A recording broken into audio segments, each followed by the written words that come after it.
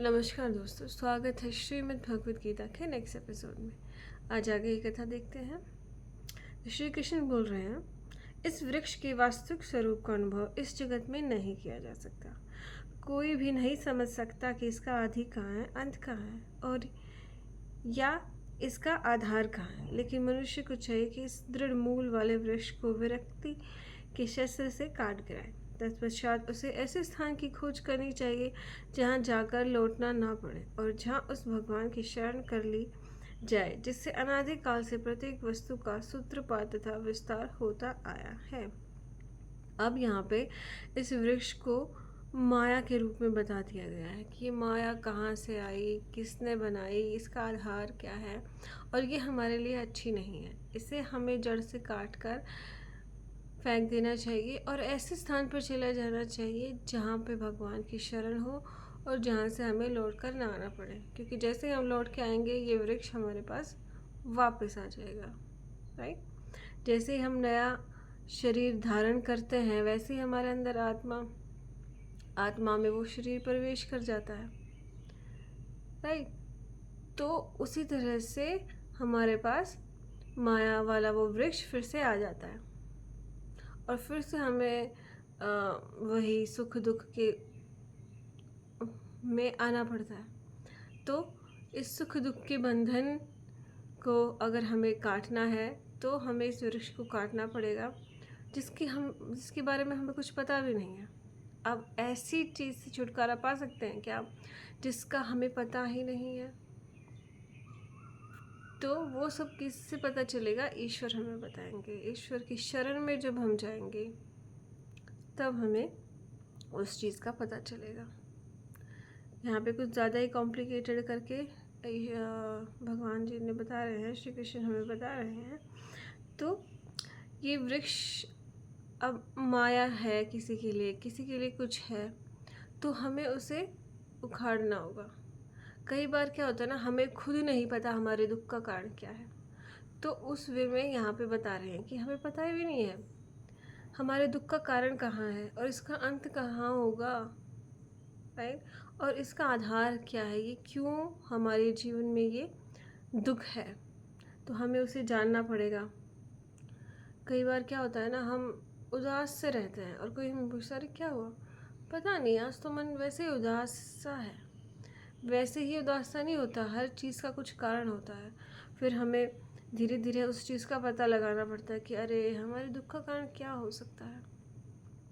जैसे कई बार एक आदमी बहुत दिनों से जॉब कर रहा है, फिर उसकी जॉब चली जाती है या फिर उसको जॉब छोड़नी पड़ती है। राइट। तो कुछ दिनों तक वो बहुत उदास रहता है, ऑब्वियसली नौकरी चली गई उसकी। राइट। लेकिन फिर से उसे नौकरी मिल गई, फिर भी वो उदास रहता है। वो बोले पता नहीं, नौकरी भी मिल गई, सब ठीक भी है, पता नहीं फिर भी मेरा मन क्यों नहीं लग रहा। उसका मन क्यों नहीं लग रहा? क्योंकि पहले वो शायद अपनी मनपसंद जॉब करता था, अब मजबूरी के कारण उसे कुछ जॉब तो कर रहा है, पैसे भी ज़्यादा हैं, लेकिन वहाँ पे वो खुश नहीं है, व्यवहार नहीं है उसका अच्छा, वहाँ पे वर्क कल्चर अच्छा नहीं है। तो कई बार हमें अपने दुख का कारण ही नहीं पता चलता है। हम दुखी किसी और वजह से होते हैं और हमें लगता है कि हम दुखी इस वजह से हैं। राइट। जैसे कई बार ये सब चीज़ें पता है एक हाउसवाइफ के साथ बहुत होती हैं। क्यों? क्योंकि वो सारा दिन काम करती है लेकिन उसे क्रेडिट नहीं मिलता है, क्योंकि वो घर पे ही है ना, वो कुछ अर्न नहीं कर रही है, तो लोग उसे ताने मारते हैं। राइट। तो वो दुखी ये समझती है कि मेरा जो दुख है वो दूसरों के तानों से है, जबकि उसका दुख क्या होता है कि वो जीवन में कुछ करना चाहती है लेकिन कर नहीं पा रही है। उसके दुख का कारण ये होता है। जैसे ही उसको कुछ लक्ष्य मिल जाता है, एम मिल जाता है और वो करने लग जाती है, तो फिर वो लोगों के तानों को नहीं सुनती है, जब उसे खुद की लगन लग जाती है। तो यहाँ पे जो दुख का कारण है वो है खुद की लगन। राइट। लेकिन कई हाउसवाइफ्स को घर का काम करना बहुत अच्छा लगता है, घर को संभालना, बच्चों का ख्याल रखना, उसको वो इंटरेस्ट होता है मैनेजमेंट में। जैसे किसी को मैनेजमेंट में बहुत मज़ा आता है ना, ऐसे ही कुछ हाउसवाइफ को घर संभालना, घर को ठीक रखना, साफ़ सुथरा रखना, अच्छा अच्छा खाना बनाना, उसमें मज़ा आता है, राइट। मैनेज करने में, चीज़ों को मैनेज करने में बहुत मज़ा आता है। तो फिर वो उसके पास खुद की लगन है, तो फिर भी वो दूसरों के तानों का की वजह से विचलित नहीं होती है। तो उसके दुख का कारण क्या है? तो ताने नहीं है उसके दुख का कारण, राइट। वो खुश है अपने काम में, तो वो कभी दुखी नहीं होगी, राइट। तो इस तरह से जो हमारा मूल कारण है दुख का, वो हमें जानना पड़ेगा और उसको ख़त्म करना पड़ेगा, राइट। इसलिए हमें कभी भी दूसरों पर ये नहीं थोपना चाहिए कि भाई तेरी वजह से मैं दुखी हूँ। कोई भी दूसरों की वजह से दुखी नहीं हो सकता है। दुखी हम किस लिए होते हैं? हमारे अंदर जो कुछ कमी है उसके कारण हम दुखी होते हैं, और उसको जानना है, पहचानना है, और फिर उसको जड़ से उखाड़ के फेंक देना है, और फिर ईश्वर की शरण में चले जाना है, ताकि वो पेड़ वापस हमारे पास ना आ जाए, राइट। माया है, कभी भी आ सकती है, राइट। तो इस तरह से हमें इस चीज़ को जानना पड़ेगा। आगे देखते हैं। जो झूठी प्रतिष्ठा, मोह तथा कुसंगति से मुक्त है, जो शाश्वत तत्व को समझते हैं, जिन्होंने भौतिक काम को नष्ट कर दिया है, जो सुख तथा दुख के द्वंद्व से मुक्त हैं, और जो मोह रहित होकर परम पुरुष के शरणागत होना चाहते हैं, वे उस शाश्वत राज्य को प्राप्त होते हैं। अभी देखिए कितनी इम्पोर्टेंट लाइन बोल दी है ईश्वर ने। जो झूठी प्रतिष्ठा, मोह तथा कुसंगति से मुक्त है। झूठी प्रतिष्ठा से हम बहुत ज़्यादा घिर जाते हैं कि मेरी प्रतिष्ठा हो। आजकल ये सोशल मीडिया पे क्या लगा हुआ है, लोग झूठा दिखावा करते हैं और फिर चाहते हैं कि झूठी प्रशंसा मिले उन्हें उससे, कि हाँ अरे ये तो बहुत अमीर है, ये तो बहुत लैविश लाइफ जी रही है। तो वो झूठी प्रतिष्ठा है, राइट। ऐसा नहीं है, क्योंकि वो जो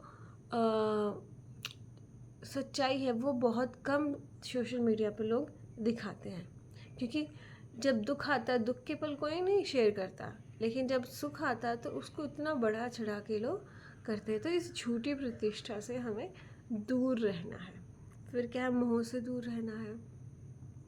हर चीज़ में हमें जब मोह हो जाता है तो वो दुख का कारण बन जाता है, चाहे वो कुछ भी हो, चाहे अच्छे कर्म करने का भी मोह हो कि हाँ मुझे तो अच्छे कर्म करने हैं, उसका मोह अगर है आप में, तो उसको हम कैसे जानेंगे कि हमें अच्छे काम करने का भी मोह है। फिर आप उसका गुणगान सुनना चाहेंगे कि अरे तुमने तो बहुत अच्छा काम कर दिया। अब कोई तुम्हारी प्रशंसा करे, जैसे आप कहीं पे दान दे के आए हो, तो फिर जहाँ पे आप दान दे के आए हो वो एक्सपेक्ट करते हो कि वो लोग ये बोले अरे अरे आपने इतना बड़ा दान कर दिया, आपने लोगों को खाना खिलाया। फिर हम उसकी प्रशंसा चाहते हैं, तो हम मोह में हैं, राइट। इसलिए पहले बोला जाता था कि गुप्त दान बहुत अच्छा होता है। गुप्त दान मतलब बिना किसी को बताए हुए दान कर देना।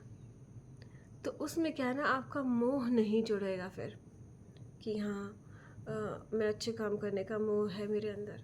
नहीं, प्रशंसा नहीं चाहिए आपको। चुपचाप अपना काम कर दीजिए, ना किसी को बताना कि मैंने ऐसा कर दिया वैसा कर दिया, है। तो ये मोह हमें, और चीज़ों का मोह तो आपको पता ही है, बच्चों में मोह, परिवार में मोह, वो भी हमें ख़त्म करना है। कई बार क्या होता है ना, हम बच्चों से इतना मोह कर लेते हैं और हमें बोलते हैं कि नहीं नहीं ये तुम्हारे लिए अच्छा नहीं है, तुम ये करो तुम वो करो, और जो वो करना चाहते हैं हम उन्हें कहीं ना कहीं उनकी चीज़ों में हम बाधा बन जाते हैं। क्या पता उसका रॉ टैलेंट कहाँ पर है, हमें नहीं पता ना। हम उन पे थोपते रहते हैं अपने फैसले, जबकि बच्चों को अपने फैसले लेने का अधिकार खुद होना चाहिए। क्योंकि देखिए, आप कितने हद तक उन्हें समझाएंगे, वो नहीं समझेंगे। जब वो खुद गलती करते हैं तभी वो समझते हैं। इसलिए आपका फ़र्ज़ है आप एक बार बता दीजिए, फिर उनके पीछे मत पड़िए, है। तो ऐसे मोह से बचिए और कुसंगति से मुक्त है। कुसंगति बहुत, आजकल बहुत ज़्यादा कुसंगति क्या है, हमारा फ़ोन पे पता नहीं हम क्या क्या देखते रहते हैं सारा दिन, जो जिनका कुछ मतलब ही नहीं है, जिनका कुछ आपकी लाइफ में जिनसे कुछ फ़र्क ही नहीं पड़ रहा है। तो सबसे बड़ी कुसंगति आजकल आपके हाथ का जो फ़ोन है वो है आपकी सबसे बड़ा बुरा संग। तो इसे अच्छा कब बना सकते हैं, जब हम इसमें अच्छी अच्छी चीज़ें देखेंगे, तो यही हमारे लिए सत्संग हो जाएगा, राइट। अब बाहर जाने की ज़रूरत ही नहीं पड़ती है लोगों को, हाथ में ही कुसंग दे दिया, कुसंगति दे दी, तो इससे मुक्त होना बहुत बड़ी बात हो जाएगी। जो शाश्वत तत्व को समझते हैं, अब जो झूठी प्रतिष्ठा, मोह, कुसंगति से मुक्त हो जाएंगे, कौन होंगे ऐसे लोग जो शाश्वत तत्व को समझते हैं? ऐसे ही लोग उस चीज़ से मुक्त हो सकते हैं। अब देखिए, आप अगर आप उसको शाश्वत तत्व को समझते हैं, तो आप इस बात को समझेंगे कि अरे मैं 2 घंटे की मूवी देख लेता हूँ, इसकी जगह मैं 2 घंटे जाप कर लेता हूँ, राइट। तो इस चीज़ को कौन समझेगा? जो शाश्वत तत्व को समझता है। और नहीं तो क्या करेगा, अरे चलो 2 घंटे की मूवी देख लेता हूँ, उसमें तो मज़े हैं। तो जो उस चीज़ को चुनेगा वो शाश्वत तत्व को नहीं जानता, और जो 2 घंटे का जाप चुनेगा वो शाश्वत तत्व को समझता है, राइट। अरे आज तो उनके घर बर्थडे पार्टी है, बहुत मज़ा आएगा, चलो चलते हैं, तो वहाँ पे जाता है। हाँ, वहाँ पे गंदे गाने चल रहे हैं, उन पे डांस कर रहे हैं, राइट। तो वो सब चीज़ें कौन समझेगा कि मेरा यहाँ पे टाइम वेस्ट हो रहा है? कौन समझेगा उस चीज़ को? जो शाश्वत तत्व को समझता है। जो शाश्वत तत्व को नहीं समझता, वो सबसे पहले तैयार होगा कि अरे पार्टी कब है, पार्टी कब है, पार्टी कब है। और जो शाश्वत तत्व को समझता है, वो सोचता है अरे प्लीज़ कोई मुझे पार्टी में ना बुलाए, ताकि मुझे किसी को ना बोलना पड़े और मैं अपना आराम से भजन करूं, राइट। तो इस तरह से जो शाश्वत तत्व को समझता है, वो उसकी जो चॉइसेस हैं वो अलग हो जाएंगी, राइट। जिन्होंने भौतिक काम को नष्ट कर दिया है, अब ये जो भौतिक काम था, सुख था, उसको त्याग ही देगा ना जो उसको समझता है। जो सुख तथा दुख के द्वंद्व से मुक्त है। द्वंद्व चलता रहता है कि सुख को अपनाए या दुख को अपनाए, सुख को अपनाए या दुख को अपनाए। अपनाना सब सुख को चाहते हैं, लेकिन उन्हें जो सुख दिख रहा है वही दुख है, राइट। अभी आपके सामने जलेबी रखी है, समोसा रखा है, और एक तरफ आपके सामने एक गिलास दूध रखा है, तो सुख क्या है? सुख तो दूध पीने में ही है, लेकिन हम किस में समझते हैं सुख? जलेबी और समोसा खाने में, राइट। तो जैसे ही आपने सुख को चुना, जो कि आपके लिए दुख है, तो आपके अंदर वो द्वंद्व चलता रहता है कि सुख और दुख में द्वंद्व हो गया। और जैसे ही आपके सुख और दुख में द्वंद्व नहीं चलता कि अरे एक दिन ही खा लेता हूँ, चलो, राइट, एक दिन में क्या होता है, लेकिन आप जैसे वो द्वंद्व आपके में ख़त्म हो जाएगा, नहीं सिर्फ मुझे सुख को ही चुनना है जो कि दूध है, मैं दूध ही पीऊँगी, तो वो द्वंद्व ख़त्म हो चुका है। जब आप उस चीज़ के लिए ज़्यादा अपने मन को नहीं मनाते हैं, मतलब द्वंद्व ख़त्म हो चुका है, राइट। आपको बार बार अब पार्टी में नहीं जाना, नहीं जाना, नहीं जाना तो नहीं जाना, बस बात ख़त्म। लेकिन द्वंद्व चलता रहता है, जाऊँ नहीं जाऊँ, जाऊँ नहीं जाऊँ, जाऊँ नहीं जाऊँ, वो द्वंद्व चल रहा है आपके अंदर। मतलब अभी आप शाश्वत सुख की तरफ बढ़ने के लिए तैयार भी नहीं है। तो उस द्वंद्व को ख़त्म करना है आपको, राइट। क्या आप इस चीज़ में द्वंद्व होगा कि एक तरफ जहर है और एक तरफ अमृत है? आज थोड़ा सा जहर चख के तो देख लेती हूँ, राइट। इसमें द्वंद्व होता है कभी? चखूँ या ना चखूँ, ऑब्वियसली कोई भी जहर को नहीं खाएगा, सब अमृत को ही चुनेंगे। तो यही अमृत है, शाश्वत तत्व ही अमृत है, ईश्वर की भक्ति ही अमृत है। ये हमें समझना पड़ेगा, राइट। तो द्वंद्व को ख़त्म करना पड़ेगा हमें, तभी हम पूर्ण भक्ति में जा सकते हैं। नहीं तो एक बार इधर गया, एक बार उधर गया, फिर ईश्वर भी आपको लुढ़काते रहते, कभी सुख दे देंगे, कभी दुख दे देंगे, क्योंकि आपके अंदर भी वही द्वंद्व चल रहा है। कभी आप भक्ति कर लेते हो, कभी आप भक्ति नहीं करते हो। तो ईश्वर भी आपको कभी सुख दे देता है, कभी दुख देता है। और जो मोह रहित होकर परम पुरुष के शरणागत होना चाहते हैं, अब यही बात है कि शरणागत ही नहीं होना चाहते हम। जब सिर्फ दुख आता है तभी हम शरणागत होना चाहते हैं कि दुख आ गया, बस अब तो मैं आपकी शरणागत, अब तो मैं आपकी शरण में हूँ, राइट। और जैसे थोड़ा सा सुख आता है, अरे कर लेंगे ईश्वर का भजन, तो अब ज़िंदगी में आए तो थोड़ा मज़ा तो करना ही पड़ेगा ना। ईश्वर ने ही तो बनाया है हमें मज़ा करने के लिए, लेने के लिए ये चीज़ें। ईश्वर ने नहीं बनाई, आप लोगों ने बनाई है। अब ये जो क्लब हैं जिनमें लोग जाके शराब पीते, डांस करते, वो ईश्वर ने बनाया है क्या? नहीं, वो इंसानों ने बनाया है। घर सारी जितनी भी घटिया चीज़ें हैं वो इंसानों ने बनाई हैं। और हम बोल देते नहीं, ईश्वर ने बनाया है, इसके मज़े तो लेने पड़ेंगे। तो ये आप मोह रहित नहीं हो सकते जब तक आपके मन में ये बातें घूमती रहेंगी। तो मोह से रहित हो जाना है और परम पुरुष की शरणागत में चले जाना है, वे उस शाश्वत राज्य को प्राप्त होते हैं।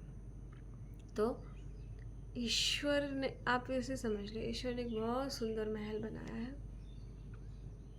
राइट। उसमें आपको जाना है तो वापस नहीं आ सकते हो आप, ठीक है।